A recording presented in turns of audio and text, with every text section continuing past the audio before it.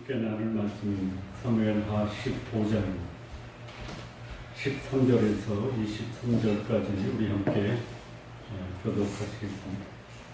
전령이 다윗에게 와서 말하되 이스라엘의 인심이 압살롬에게로 돌아갔나이다 한지라.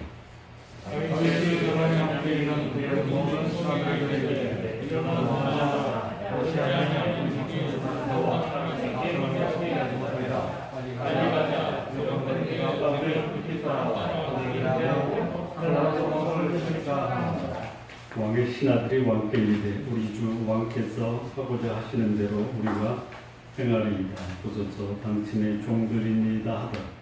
왕에게 주를 도왔다니 하며 공명을 왕에게 왕궁을 지키게 하여 왕이 나가매 모든 백성이 다 따라서 벳메르하게 이르러 멈추었으니 모든 신하들이 그에게로 진멸하고 모든 사람과 모든 사람과 및 왕을 나라 아버지께서 모든 감사한 300명이 왕 앞으로 등장하니라. 그때에 왕이 가드 사람 이때에게 되어 어찌하여 너도 우리와 함께 가느냐. 너는 쫓겨난 나그네인이 돌아가서 왕과 함께 내 곳에 있으라. 너는 어쩌라고 나는 정성없으니까 모르는 저를 우리와 함께 돌아가느냐 하고 너도 돌아가고 대원들도 데려가라. 그러므로 나와 함께 있기를 원하노라.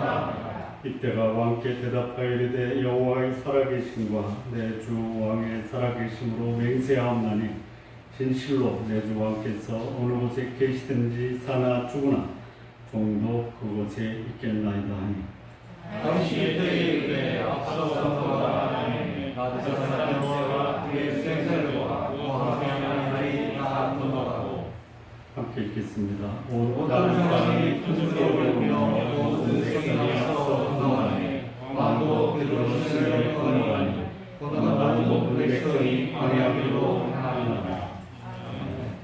기도하시겠습니다. 하나님 아버지, 하나님 마음에 합한 사람도 그가 뿌린 잘못된 씨로 인해서 거두는 참담한 열매, 이 말씀을 통해서 우리에게 주시는 하나님의 구원을 마음으로 받게 하여 주옵소서. 예수님의 이름으로 기도합니다. 아멘. 씨를 뿌리면 최소한 몇 배의 결실을 맺습니까? 최소한 30배. 일부 예배 때는 10배라고 그러더라고요. 제가 10배라고 동의를 하다가 다시 보니까 한 알의 씨가 땅에 떨어지면 30배, 60배, 100배죠. 최소한 30배의 열매를 맺습니다. 최대 100배의 열매를 맺습니다. 이거는 좋은 씨도 30배, 60배, 100배의 열매를 맺고요.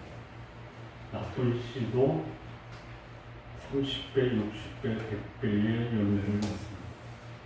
우리 성도님들 할 수 있다면 좋은 씨를 뿌려서 100배의 열매를 맺으시기 바랍니다. 나쁜 씨를 뿌렸다면 거두지 않을 수는 없어도 거둔다 해도 지극히 작은 열매를 좀 맺을 수 있기를 바랍니다. 자, 갈수록 점점 더 악화된다. 이거를 고사성어 네 글자로 뭐라고 하죠? 몰라요? 뭐라고 하면 가경 이런 갈수록 점점 더 심한 상태로 진행되는 이 죄는요 짓고 나서 사라지는 게 아니고 이 죄를 짓고 나면요 점점점 더 악화되는 쪽으로 진행이 된다. 그래서 이 죄는 점이 가경입니다. 욕심이 잉태하면 죄를 낳고 죄가 장성하면 사망을 낳습니다. 그래서 할 수만 있다면 죄를 짓지 마십시오. 오히려 그 죄가 어떤 열매를 맺는가를 전망할 수 있다면 죄보다는 선을 받고자는 의를 심는 우리 성도님들 되시기 바랍니다. 자, 이 다윗이 지은 죄로 인해서 그 벌어지는 이 소위 죄의 열매를 보면 가정에서 열매를 거둔 가정에서 거둔 열매는 성폭행과 살인, 그리고 그 씨는 자라서 다윗에게 맡겨준 그 나라에서도 그 죄의 열매가 맺어주고 있다. 나라에서 벌어지는 죄의 열매는 뭐냐면 반역이다. 성폭행, 살인, 반역이 다윗이 뿌린 이 죄의 열매입니다. 자, 이것을 사전에 미리 알았더라면 죄를 졌겠습니까?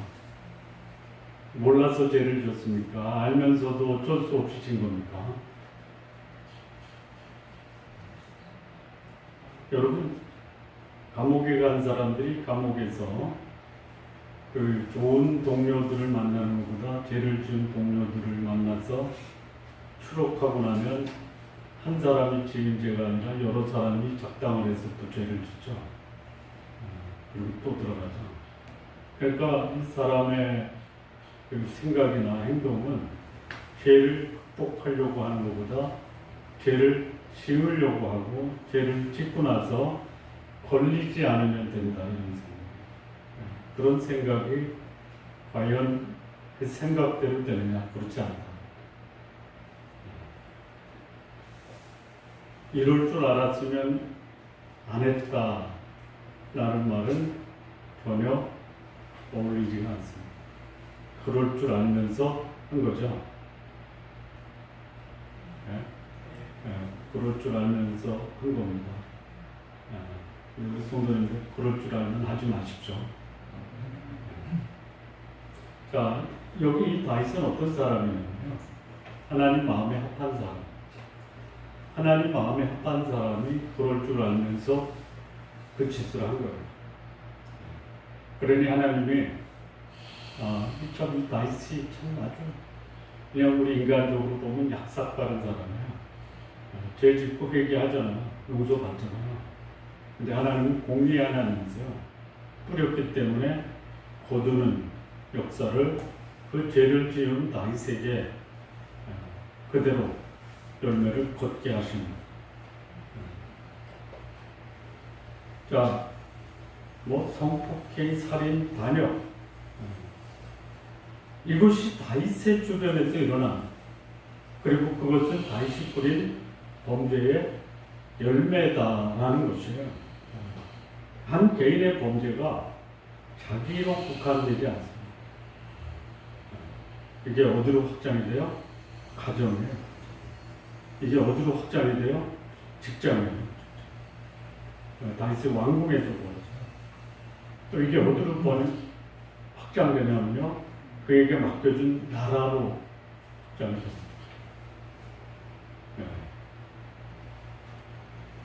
그야말로 이 특별한 사람의 은밀한 범죄가 은밀하게 마감되지 않고 그것이 하나님에 의해서 혹독한 대가를 받는 이런 열매를 거두는 것이에요. 물론 특별한 사람이 은밀하게 지은 거 하나는 특별하게 다루십니다. 평범한 사람이 지은 범죄는 어떻게 다루세요? 평범하게 다루시나요? 아니요. 다른 사람 볼 때는 평범하게 보일지 몰라도 나 개인적으로는 어때요? 참담한 거예요. 중요한 사람이 잘못해서 그가 거두는 죄의 열매는 수많은 사람에게 그대로 노출돼요. 그래서 보는 이로 하여금 심히 가슴 아프고 참담하게 여기게 합니다.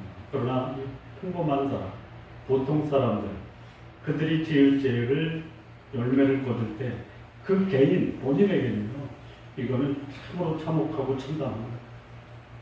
그래서 어떤 경우도 죄의 열매는 평범하거나 그냥 지나갈 수 있는 것이 아무것도 없어요. 그래서 이 죄의 열매를 거두기보다는 의의 열매를 거두시기 바랍니다. 의의 열매가 뭐예요? 의의 열매의 가장 중요한 열매의 모습은 평안입니다. 두 번째가 뭐예요? 생명이에요. 다시 말하면 평화롭게 살 수 있는 것이 의의 열매예요. 성도님들 평안하게 삶이 계속 윤택해지기를 바랍니다.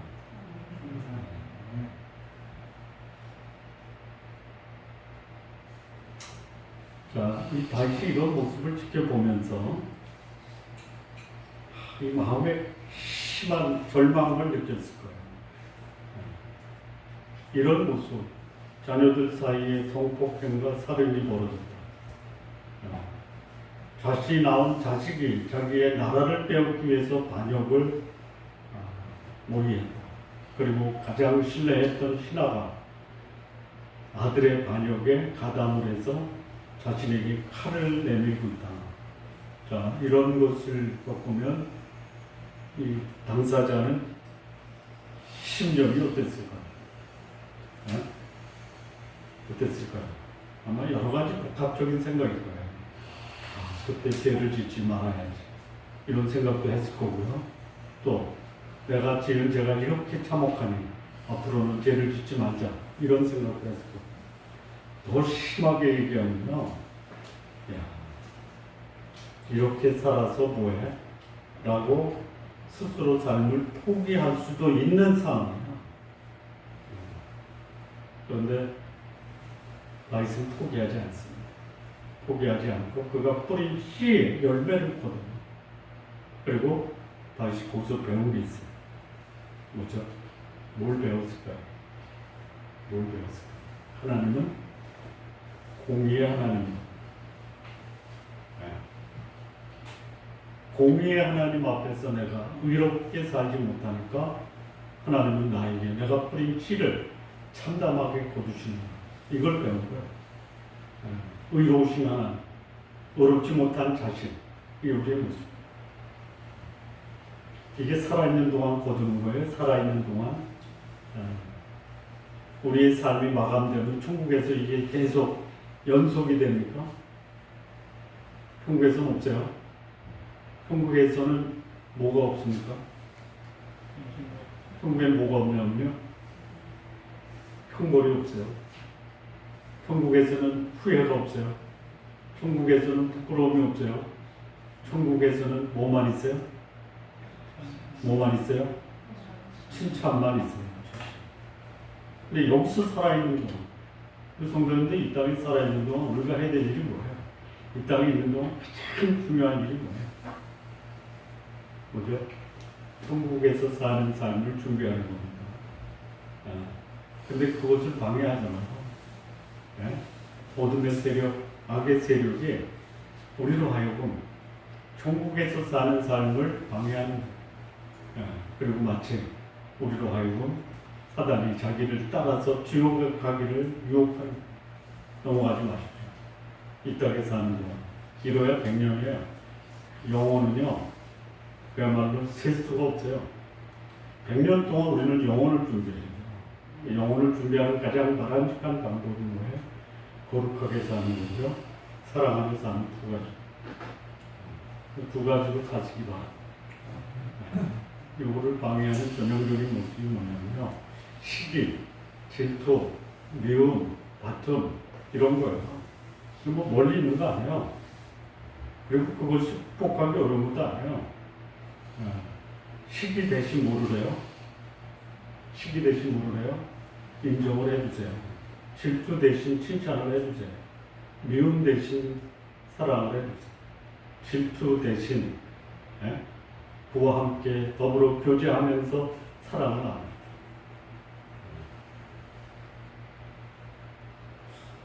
이 다윗의 이 후반전을 보면요,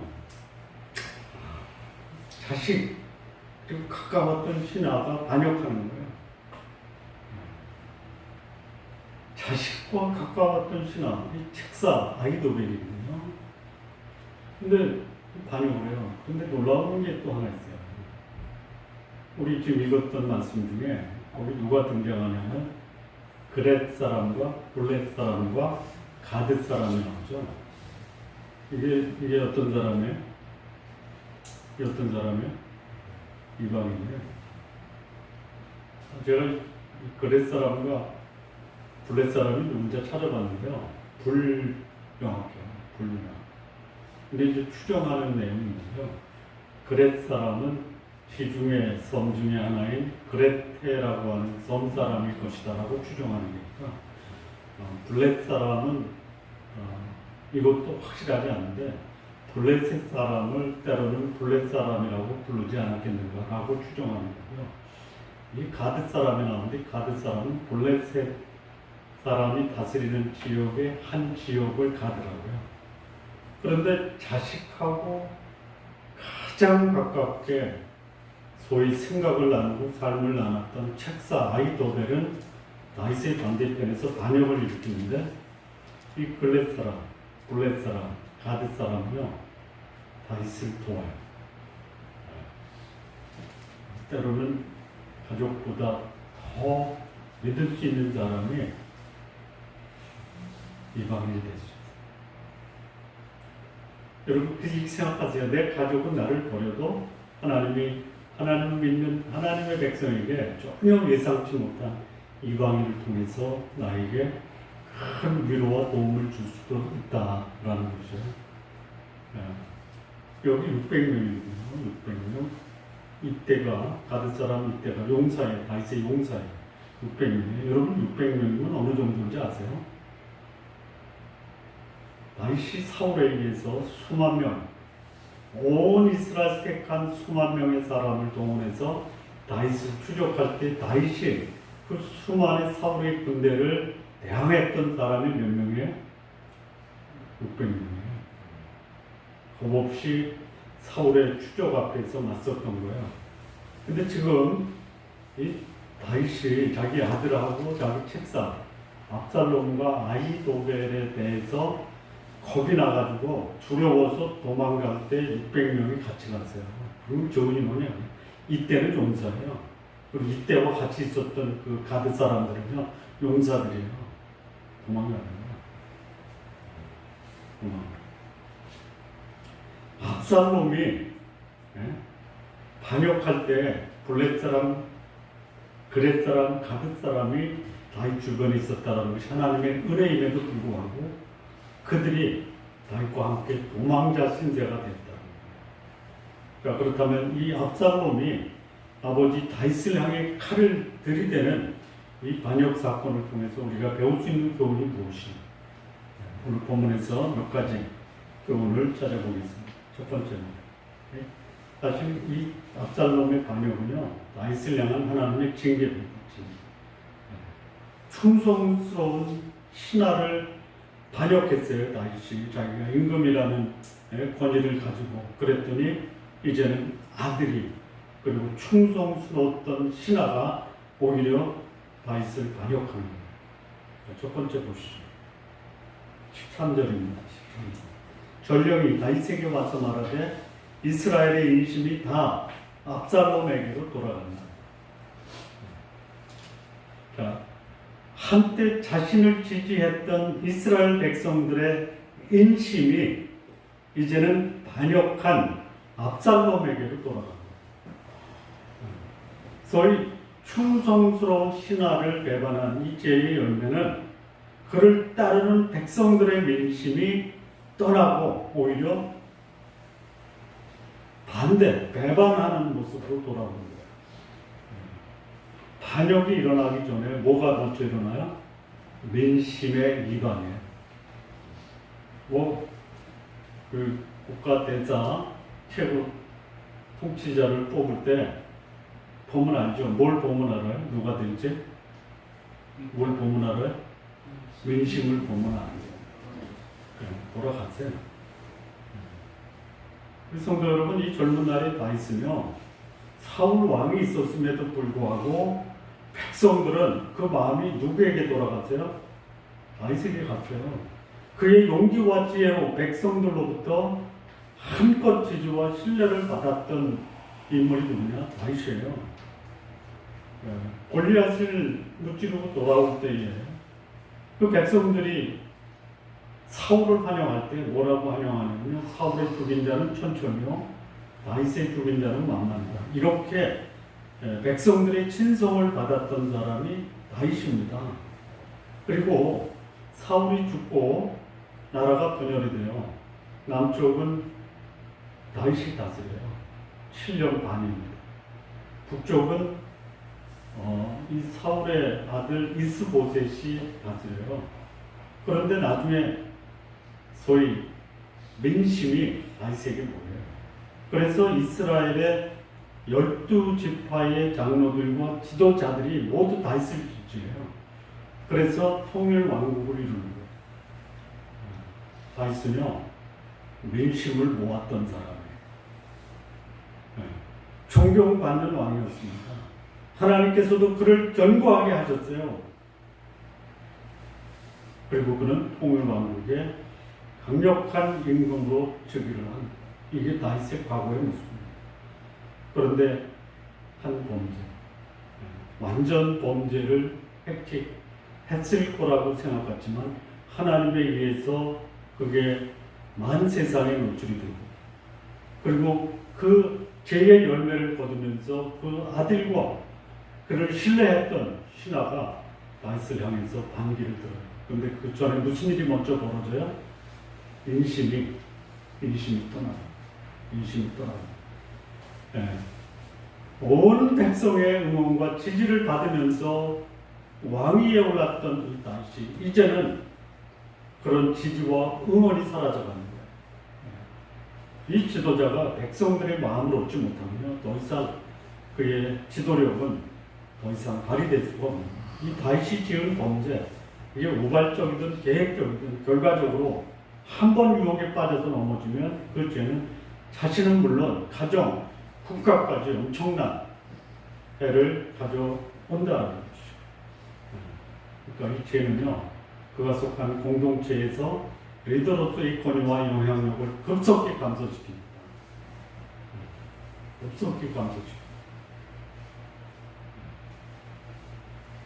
오히려 저는 이렇게 생각해요. 리더의 자질은 없어도 깨끗하고 거룩하면 오히려 그것이 하나님이 그의 영향력을 키워줄 것이다.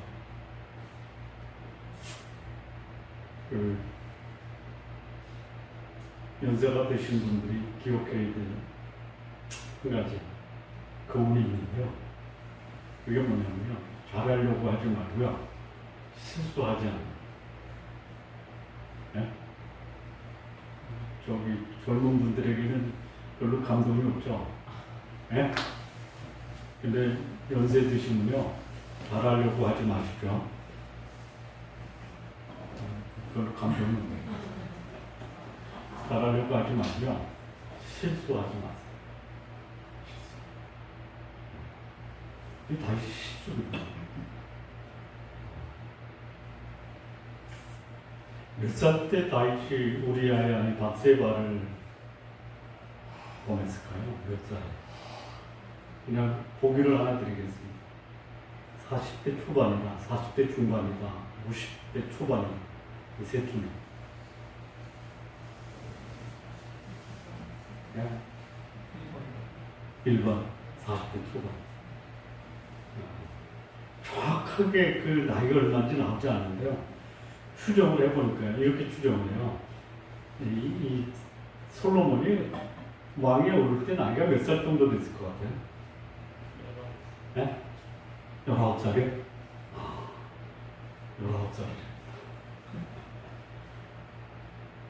19살에 왕위에 오르는데 그렇게 시작부터 지혜롭게 해요. 뭐 할 수 있어요. 자, 이 다윗과 솔로몬의 차이가 뭐냐면요. 훈련이 있었느냐 없었느냐. 솔로몬은 전혀 훈련이 있죠. 다만 하나님은 그에게 지혜를 주셔서 기가 막히게 통치자가 됐다가 훈련이 안 된 사람이 최고 자리에 올라가면 그냥 무너집니다. 솔로몬이 그랬어요. 그래서 이 추정을 해보고 제가 이제 온갖 자료를 다 돌려봤어요. 정확하게 남은 게 하나도 없어요. 추정을 해보니까요. 1번, 2번, 3번 다 들어갑니다. 40대 초반에서 50대 초반. 왜 그러냐면 당시 70에 죽어요. 70에 30에 유다의 왕이 되고 40년을 통치하면서 70에 죽어요. 솔로몬도 몇 살에 오른지 모르는데 통치 기간이 40년이에요. 60에서 70 사이일 것이다 이렇게 봐요. 그러면 이 솔로몬이 왕위에 오른 나이가 보면은 이제 20에서 30 사이다. 그러면 다윗이 밧세바를 범한 그 나이가 40에서 50 사이다. 40에 저지른 죄는 정상 참작이 됩니까? 모르죠. 20대에 그런 범죄를 졌다. 이건 그래도 좀 이해가 돼요. 그런데 60 넘어서 그런 죄를 지으면 이 정상 참작이 안 돼요. 그래서 60 넘어서는요, 잘 사는 비결이 뭐냐면 실수하지 않는 거예요. 여러분, 기도해 주십시오. 제가 잘하기를 위해서 기도하지 마시고요, 실수하지 않도록 기도해 주십시오. 네? 저는 성도님을 위해서 잘 되기를 기도하겠습니다. 근데 성도님이 저를 위해서 기도할 때는 우리 김 목사 실수하지 않게 하나님 도와주십시오. 실수할 그런 가능성이 많거든요. 그래서 여러분이 기도할 때 실수할 가능성이 많은 김 목사 60이 넘었으니 실수하지 않게 하나님 도와주십시오. 이렇게 기도하시기 바랍니다. 안 하시겠다라는 거예요? 네. 아니면 두고 보겠다.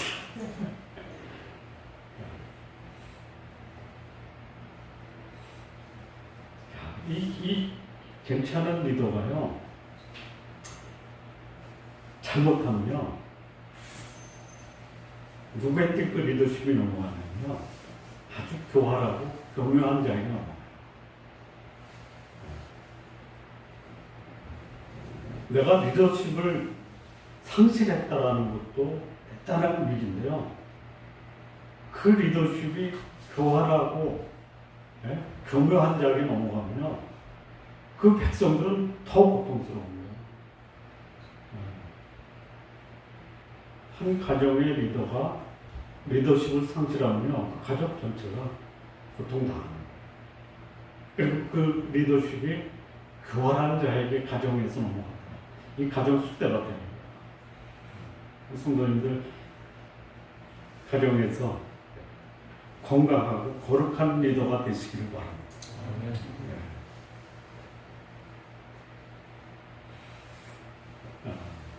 앞서도 말씀을 드렸다시피 그런 열매를 맺을 줄 알았다 그러면 안 그러겠죠? 네? 그럴 줄 알았더라면 안 그랬을 텐데 라고 후회할 수 있죠. 그런데 그럴 줄 알고 하는 겁니까? 그럴 줄 모르고 하는 겁니까? 죄를 지을 때 네? 남들이 죄를 지으면 걸려라 하지만 내가 지으면 안 걸리겠지 이렇게 하고 죄를 짓는 거죠.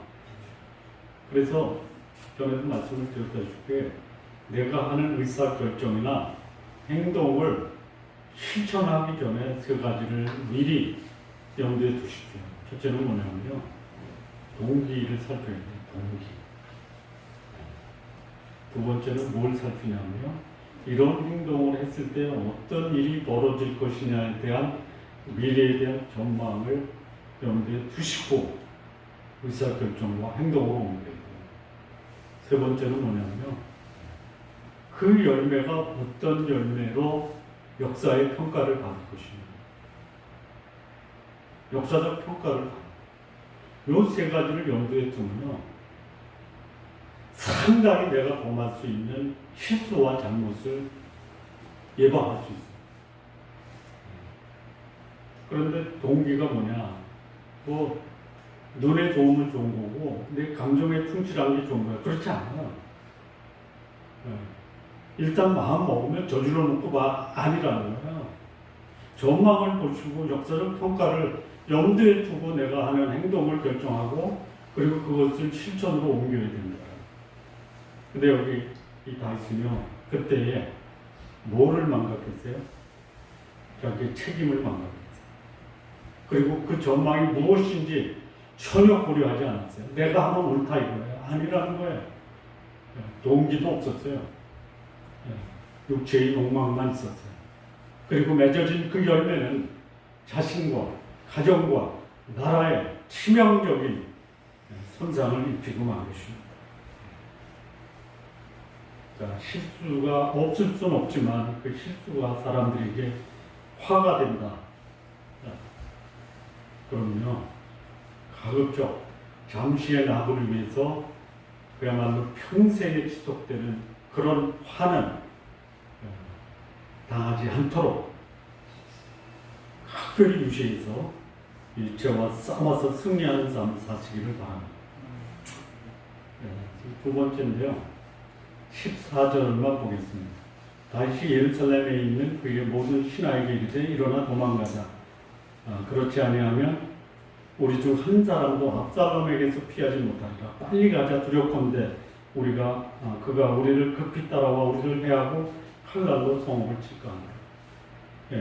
이 다윗이요, 이 죄의 열매가 점점 확장되면서 다윗 마음에 칼에 대한 두려움이 있었어요. 사울에게 추적을 받을 때에도 칼에 대한 두려움이 있었어요. 그래서 칼을 찾았어요. 이제는 압살롬의 칼 때문에 두려워서 도망가는, 어디로 도망가는 거예요? 광야로 도망가는, 그게 23절이에요. 왕도 기드론 시내를 건너간 모든 백성이 광야길로 향합니다. 그러니까 여기 칼을 두려워하고 광야로 도망갑니다. 이게 자신이 지은 죄가 다른 사람이 죄를 질 때 모방하는 거예요. 칼로다 충성스러운 신하를 죽였더니 그 칼이 자기한테 돌아오는 거예요.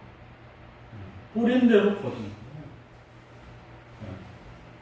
전에 다윗은요, 사울에 의해서 그 칼의 위협을 받았어요. 잠시 두려움을 느꼈지만 다시 하나님을 붙들고 일어나서 회복이 돼요.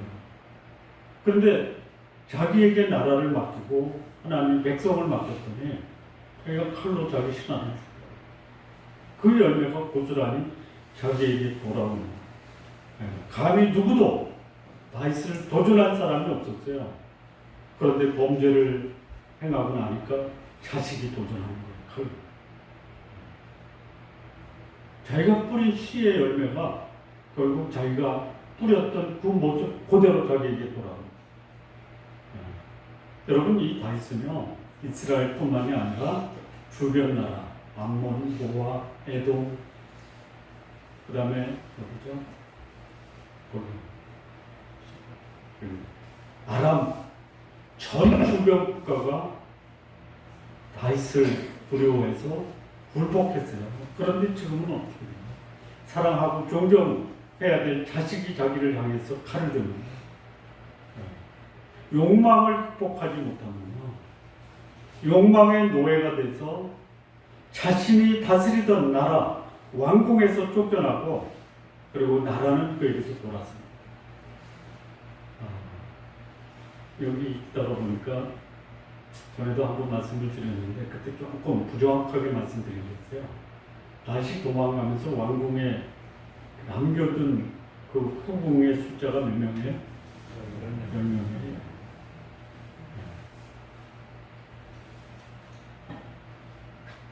전에도 말씀드렸다시피 이 사울의 다윗의 최대의 약점은 여자예요.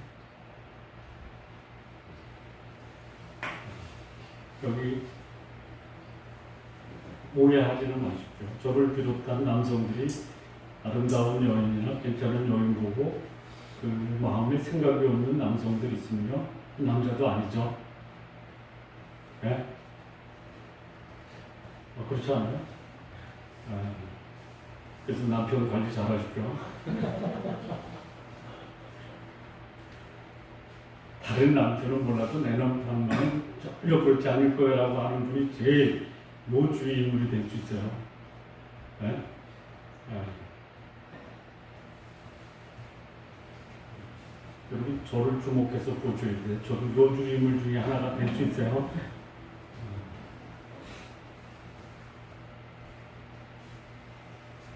그게 결국 이 다윗이 그의 인생에서 참으로 참담한 열매를 거두게 되는 원인이 된 거예요.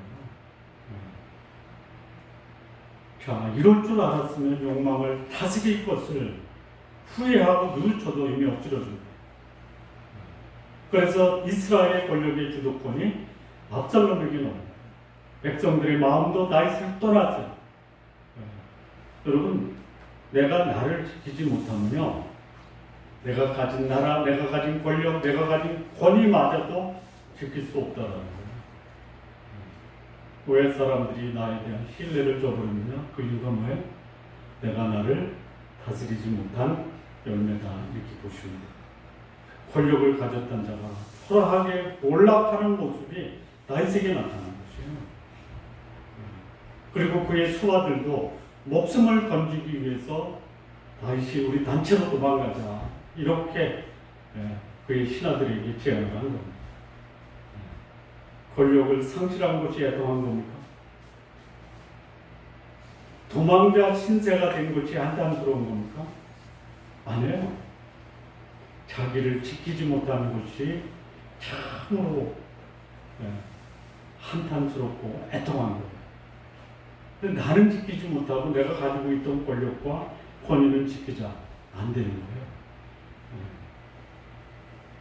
다윗은 자신을 극복하지 못함으로 자기에게 주어진 권력도 지키지 못하고, 그리고 자기 자신을 지키지 못하고 도망자 신세가 된 것입니다.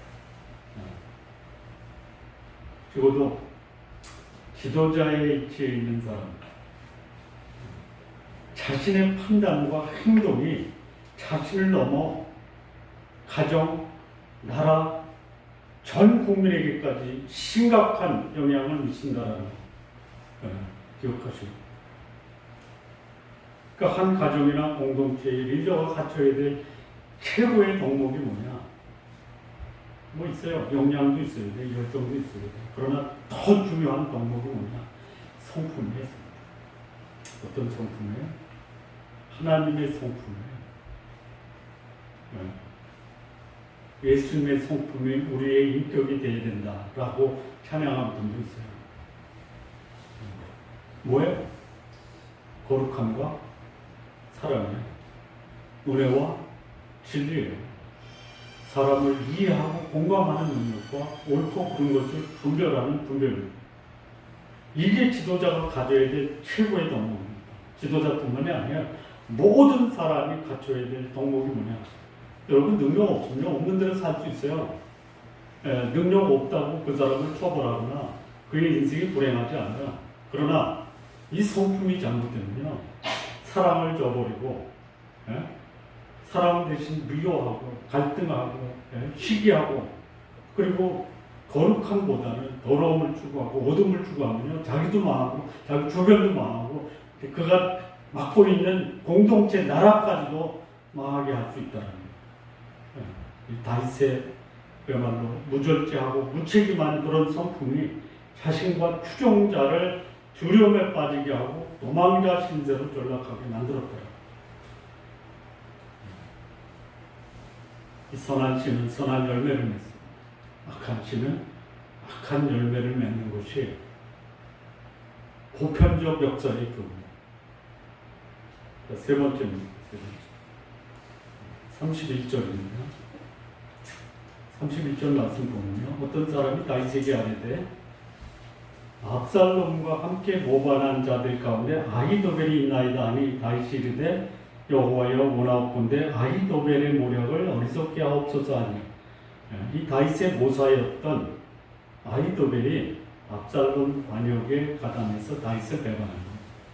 그러니까 이 죄는요, 아들뿐만이 아니라 가장 가까운 책사까지도 죄를 짓는 그 반역에 가담케 합니다.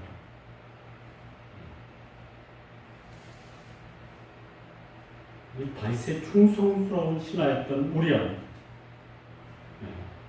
그런데 이 우리아를 암몬과의 전장에서 전사케 해요.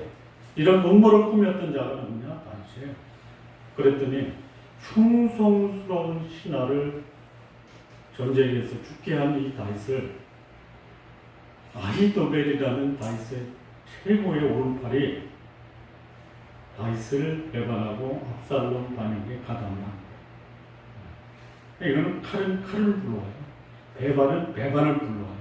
살인은 살인을 불러오는 것이 역사 속에서 끊임없이 반복되어 왔다. 반대로 사랑을 심으면 사랑을 거두고 의를 심으면 평안과 생명을 거두고 다윗 말년에 이렇게 살인, 성폭행, 반역의 연속적 사건이 벌어진 것은 뭐예요? 자기 권력을 믿고 행했던 한 번의 결정적인 실수예요. 한 번에 무너진 거예요. 탑을 쌓기는 어려워도요. 탑을 무너뜨리는 거는요. 한순간에 무너져요. 여러분, 쌓는 것 아주 중요합니다. 쌓은 것을 지키는 것이 더 중요합니다.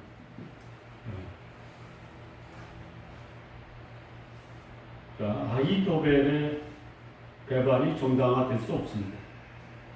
그런데 정당화될 수 없는 아히도벨의 반역이 다윗의 잘못된 행동의 결과다 이렇게 볼 수 있어요. 그러니까 원인 제공을 했다라는 거예요. 누군가가 잘못했을 때 지책임이지. 지책임인 거 맞아요. 그런데요, 그런 행동을 하는데 결정적 영향을 준 사람이 있다면 그 사람도 자기 삶에 뿌렸던 씨를 거두는 그런 열매로 볼 수 있다는 거예요. 내가 한 행동이 어떤 열매를 맺을 것이냐, 아주 조심스럽게 내 행동을 할 필요가 있다는 거예요. 그러니까 모든 재앙이나 잘못이 나의 죄의 결과다라고 할 수 없지만요, 적어도 나와 관련된 재앙은 나의 과거의 잘못된 실수와 죄의 결과가 아닌가를 성찰하고 하나님 앞에서 자신을 잘 돌아볼 필요가 있다. 이 다윗이 인간관계의 이 결정적인 실수는 뭐냐? 자기의 욕망을 극복하는 거죠. 그로 인해서 자식들 간의 성폭행, 살인, 그리고 신하의 반역을 이루죠. 그리고 말년에 이 다윗의 가정은 소위 인간관계의 문제. 그냥 다윗이 죽고 나서도 형제들 간에 소위 뭐예요? 죽음으로 형벌을 내리는 걸 뭐라 처형식이에요. 이게 누구의 뿌린 씨냐? 다윗의 뿌린 씨라는 거예요. 한 사람의 죄의 열매가 개인적으로, 가정적으로 또 국가적으로 심각한 재난과 비극을 가져온다라는 것을 생각하면 나에게 허락한 나의 가정, 나의 공동체를 위해서 거룩하고 경건한 삶을 사는 것이 얼마나 소중하냐, 이것을 기억하시는 우리 성도님들 되시기를 바랍니다. 마무리 짓겠습니다. 인생에 있어서 가장 복된 삶이 뭐냐? 미국의 한 신학자인데요, 랄프 에머슨이라고 하는 분이 있습니다. 그럼 이렇게 얘기했어요. 성공이 뭐냐? 성공. 나로 인해서 내 주변에 한 사람만이라도 과거보다 나은 삶을 살게 되었다라는 증거를 받으면 그 사람의 인생은 성공한 것이죠. 한 사람만 나 때문에 과거보다 오늘 더 나은 삶을 살게 됐다. 증거를 받으시기 바랍니다. 저도 그래요. 저 때문에 한 분이라도 좀 행복했으면 좋겠다라는 바람이 있고요. 한 분만이라도 저한테 은밀하게 와서 목사님 때문에 좀 행복합니다. 이렇게 그렇게 되면 좀 성공한 겁니다. 은밀하게 하셔야 돼요.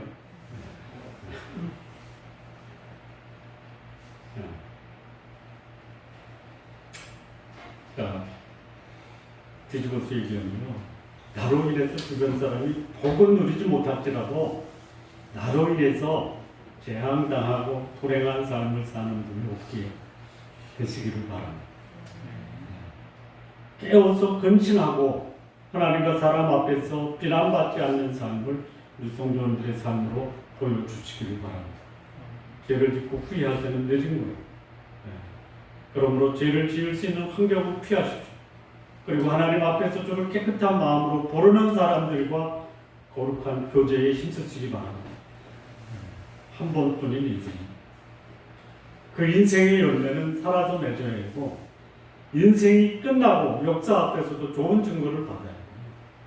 그리고 역사와 생명의 주관자이신 하나님 앞에서도 칭찬받는 삶을 우리 성도님들 사시기를 진심으로 바랍니다. 기도하시겠습니다. 하나님 아버지 감사합니다. 한 사람 다이 하나님 마음에 합했음에도 자신을 다스리지 못하고 극복하지 못함으로 인해서 자신과 가정과 또 나라에 심각한 재앙을 불러왔던 것을 기억하며 우리의 삶, 하나님 앞에서, 사람 앞에서 복된 삶, 거룩한 삶 살 수 있도록 하나님 인도해 주옵소서. 예수님의 이름으로 기도합니다.